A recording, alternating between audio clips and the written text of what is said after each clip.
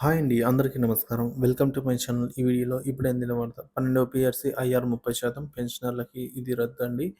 పూర్తి వివరాలు వీడియోలో తెలుసుకుందాం. వీడియోని ఎక్కడే కానీ స్కిప్ చేయకుండా ఎండ్ వరకు చూడండి. అప్పుడే ఇన్ఫర్మేషన్ పూర్తిగా అర్థమవుతుంది. వీడియో చూస్తున్న ప్రతి ఒక్కరు వీడియోకి లైక్ చేయండి ఫ్రెండ్స్. ఈ వీడియోని తోటి ఉద్యోగ పెన్షన్ మిత్రులతో అయితే షేర్ చేయండి.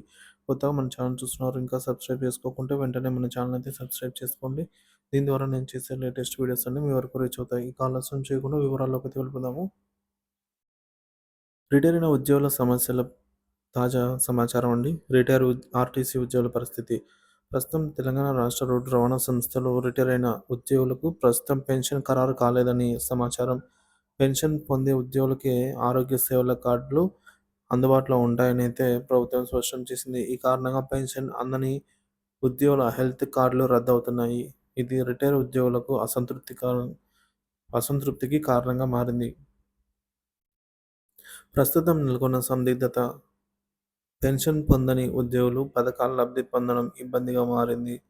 12 పీఆర్సీ కింద ఆర్టీసీ ఉద్యోగులు 30% ఐఆర్ ఇవ్వాలని అయితే ప్రభుత్వం ఈ మేరకు ప్రతిపాదించినప్పటికీ పెన్షన్ వ్యవస్థపై స్పష్టత లేకపోవడంతో సమస్యలైతే తలెత్తుతున్నాయి.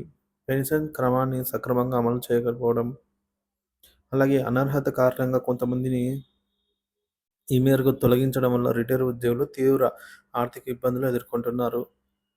పెన్షన్ రద్దు నిర్ణయం ప్రభుత్వం తాజాగా అనర్హులుగా భావించిన కొన్ని కేటగిరీల ఉద్యోగుల పెన్షన్ రద్దు చేయాలని భావించింది.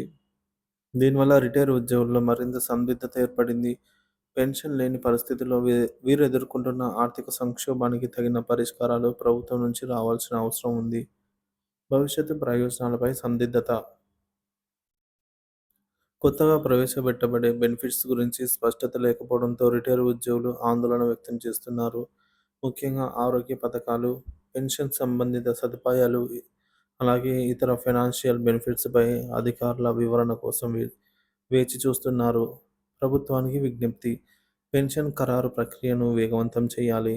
పెన్షన్ లేని రిటైర్ ఉద్యోగులకు తాత్కాలిక ఆరోగ్య సేవల కార్డులను కొనసాగించాలి. అనర్హత నిర్ధారణకు పారదర్శక విధానం తీసుకురావాలి.